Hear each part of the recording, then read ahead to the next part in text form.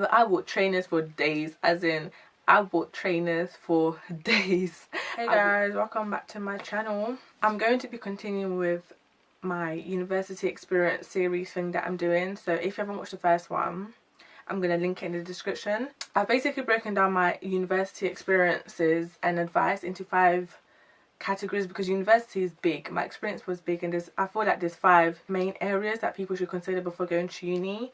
And yeah, I'm just going to talk about what I did and what I would advise other people just not to do. So you've obviously read the title of my video and you know that I'm going to be talking about finances in uni and just telling you guys how I coped and giving you advice on what you should and shouldn't do. Okay, so let me just get into the video by saying student loan is not a lot of money, as in don't get excited when you see that 2,000 just drop into your account at midnight on the 20 whatever day that you start uni. Just don't get excited, don't get hyped up, don't, because it goes as fast as it comes. Yeah, so obviously first year, September, uni, I'm a fresher just entering uni, and I get my first student loan the day, no, I think it was the week in first year. It dropped the week after I started uni, so I've already been in uni for a week, and then the Monday after, loan drops in your account, you get like 2.5k, and you think you're ER, but you're actually not ER. When I first got the money, like, I don't know, I don't remember feeling like, whoa, I've got all this money, because prior to going to uni, I was working. So I had a part-time job, and my last pay, I worked so much during that summer because I knew I was going to uni. I didn't want to go. Like, that pay already was like, it was over £1,000. So getting my student finance wasn't like, I don't know, it just wasn't, I didn't feel like wow. But I can say that especially in the first time in first year, I spent my money, I spent my money on my rent. I did spend my money on my rent, but I bought trainers for days, as in I bought trainers for days. I bought my self trainers, I bought my little brother's trainers, I bought my sister trainers. Like, I just went and bought trainers. Wow. I remember my first food shopping I done was massive. Like, I went to Tesco, and I went to Morrison's actually, because Morrison was closer to me. I bought all these things that I wouldn't even eat at home because my mum never actually bought it, but I just bought bare food. I don't even remember buying that much clothes. I probably did like buy some clothes, like do online shopping or whatever. Actually no, I remember when I started, the week that student loan dropped, in Birmingham, the city that was in, the big shopping centre had a student lock-in, so it was like 20% off things. I think I went to that and I bought I bought trainers. I actually remember going to Foot Locker and buying trainers with my friend Sam. I don't even know what else I've done with money, but I know that from loan dropped in the end of September, and then by December my loan was gone. Before December, before the Christmas holiday, the money was gone, and in that period I wasn't working, so I was just living off my student loan. And now that I think of it, what did I actually do with that money? I didn't buy expensive things. But anyways, yeah, so second term came, same thing. I paid for my rent, and at the time my rent in the house I was living was £360 in first year, so £360 a month. So 360 times by 3, because it was there's 3 months in the term, so 360 times by 3 is £1,080. So that's every term I'm spending £1,080 out of my student loan, which was like 2,500 max. And then I would pay because where I was living, my accommodation, I've got a whole another video coming on accommodation situation throughout my 3 years of university, and that's another video in it. Yes, I was living with 3 girls in a shared house, and then we would split the bills each time the bill came. The bill came like, it wasn't monthly, the bill came like, I think after over 3 months or something, and then we have like a bill and then we'll divide it by 4 of us, and then etc. So it was paying for water, gas, electric, if I remember correctly, and then it would be like £70, £67, whatever. The rest of my money I would just spend it on transport. I remember I was commuting to uni, trainers, hair, food. But I can say that my student loan never lasted me until the next student loan came. So when one would drop, by the time the next 3 months the next one would drop, I would have already finished it in the 2 months. Like, the money goes so quick, I don't even know what I spent it on. By the second term of uni, I'd actually got a job. That just made my student loan go even quicker, because I knew that in every 4 weeks I was getting paid from where I was working. I just spent my money on, I don't even know, I spent money on rubbish. But working it helped a lot, because it was constant money coming in rather than just relying on one sum of money to last me and trying to split it out. And no, working really saved me. Second year, obviously I already had the whole experience of having this loan come into my account, and I'm used to it. Like, it's not exciting, it's not wow anymore, it's just like, it's cool student. I actually done better in second year with my money because I had the experience of first year. First year, even though I wasn't like gassed, I wasn't money conscious, I wasn't like financially wise. I didn't spend my money on things that were beneficial. To be honest, yeah, I didn't even need to spend it. If I could have actually saved it, because I spent it on rubbish, trainers that I sold because I stopped wearing, clothes that I probably threw away. I could have actually saved more. But anyway, second year, same thing. Loan came. I wasn't working when I started second year, but I remember I got a job really quickly. So maybe like after a month of being in second year, I got a part-time job again. So I was working and making money. I didn't actually struggle financially, which isn't the case for everybody, because I know that there's people out there who... I actually know someone who in September got her loan, October she was broke. Like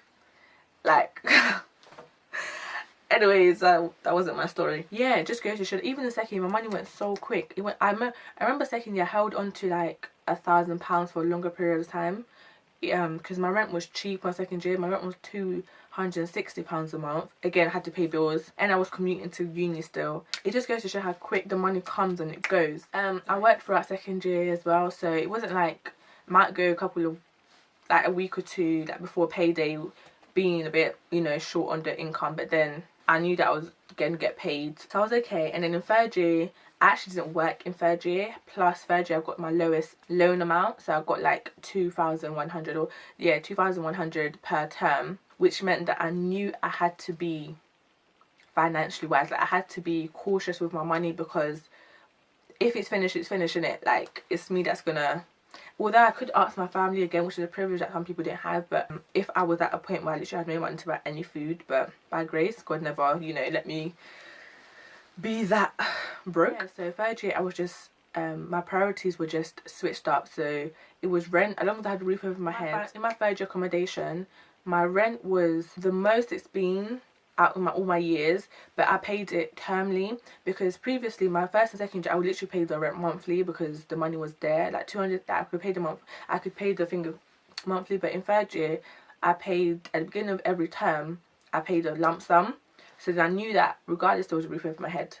All I didn't have to budget was my food, again transport, and then just living. I mean, just having like money to just treat myself here and there, buy some new makeup, buy some new this, that.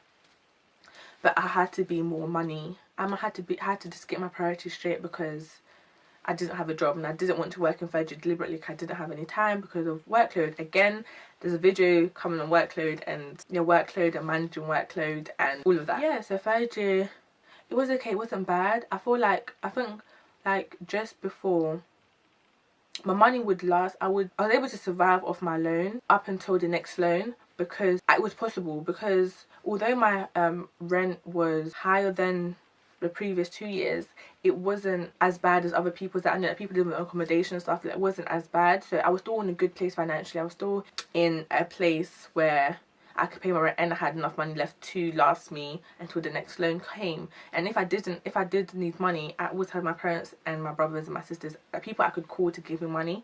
So it wasn't that deep. But I matured by third year, so I knew that I just had to handle my money in it and just control it and use it wisely, because if not, it was my own. Were there any times where I was proper broke? Like, I don't think I was ever a point where I literally had £0, 0 pence in my account. Like, I couldn't buy anything, or I couldn't like get food. But there was times where it would all happen like a couple weeks before the next loan would drop, where I had to start going to AppStore and just being more cautious and planning my meals a bit, and then just, you know, just being more cautious. And I wasn't going out for leisure, I was just going out when I needed to go out, kind of thing, because money was tight. So the advice I would give people going into uni, like first years, or even if you're still in uni and you're going into your second year, your third year, whatever, the first thing any wise person should do is pay their rent. Make sure you have a roof over your head and pay it termly. So pay it in bulk, so you know until the next student loan comes, you have a roof over your head, you have a bed to sleep on,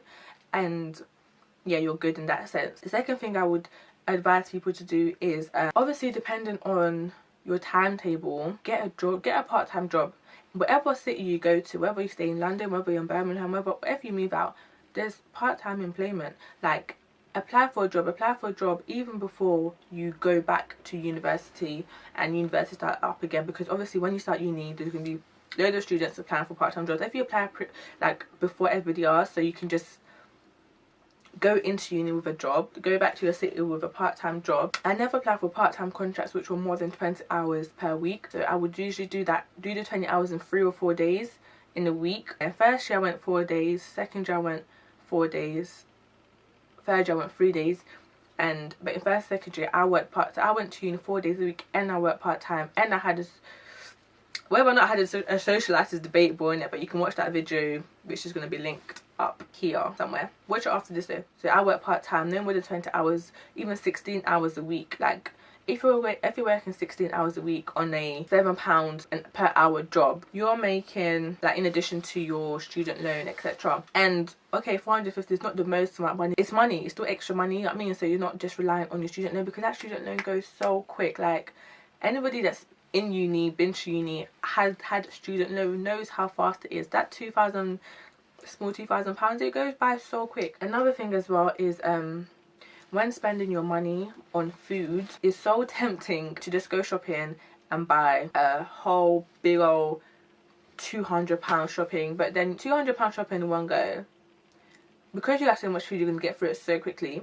It's not even going to last you 2 weeks. Food will go off. You might not even end up just eating all of it, and then you have to throw it away. That's a waste of food. What I wish I did better was meal prep and just plan my meals for the week. I started doing it more in third year, where I would like buy food weekly, so then I know that in this week this is what I'm eating. I knew on average how much I was spending a week, so then I could budget my money for the weeks. Even if it wasn't like exact, but it was like a rough estimate, because then I knew that this week I can buy food and I can budget it, and it will just make sense. And another thing is cook. Oh my goodness. In second year, yeah, I think it was first year, I ate out so much. That's another thing you'll do with this loan. I ate out so much. It was only in second year, I lived with my friend Remy, shout you out again, and she was like, she cooked in it. She got me into like into a routine of like cooking and just getting used to cooking. So I just started cooking. I cooked so much more in second year, which I then carried on into third year. So then buying ingredients is cheaper than going out. And another thing, buying essentials. So essentials in regards to like toilet roll, things that you wouldn't even think of, you know, things that you wouldn't like think of until you need it. Buying those things in one go, again, you won't have to think about it when you don't have money, or when you've got like £2 in your account. Like, just buying essential things and thinking, even like books. To be honest, yeah, I wouldn't even, when it comes to books and buying university books, personally, I wouldn't advise anybody to buy them. In first year, I remember, obviously in every lecture was like, you need this book, you need this book. I was first on Amazon buying all these £50 books, £60 books.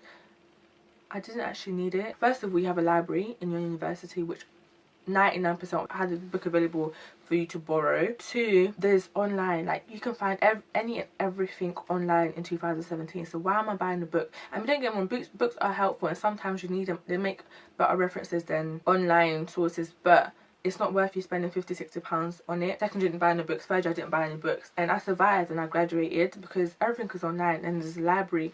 If not your university library, go to a library in the city. You'll find the books, you'll find other sources, you'll find whatever you need and references and stuff. So buying books is not something that I would personally advise anybody to do, because more time, once you've used the book once, for example in first year, the books I bought, I didn't need those books in second year or third year, because the more just changed. So now I've just got these books that I spent money on, I'm not using. If you want to buy books, please, by all means, that's your own, but you know, there's nothing I would advise for the sake of your finances. Regardless of what I say, and this is all the advice I've given you and what I went through and how I'm managing my money, there's only so much people can tell you, because being in a situation teaches you better than any experience is your best teacher.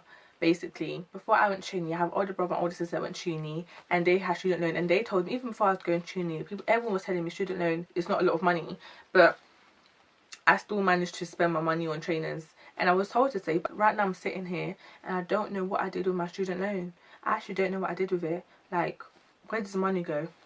Because I worked and I was making, like, where does it go? So actually in third year I did manage to save money. In third year I managed to save £1,000.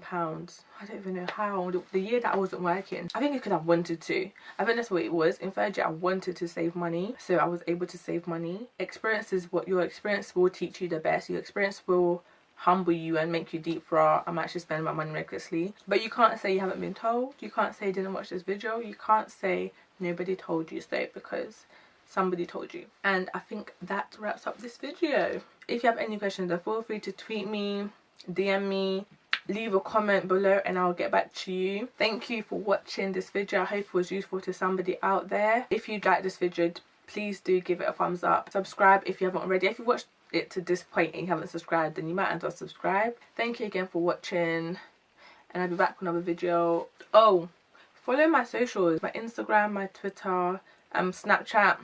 Get active. I mean, you can interact with me, talk to me, all of these things. Yeah, thank you for watching.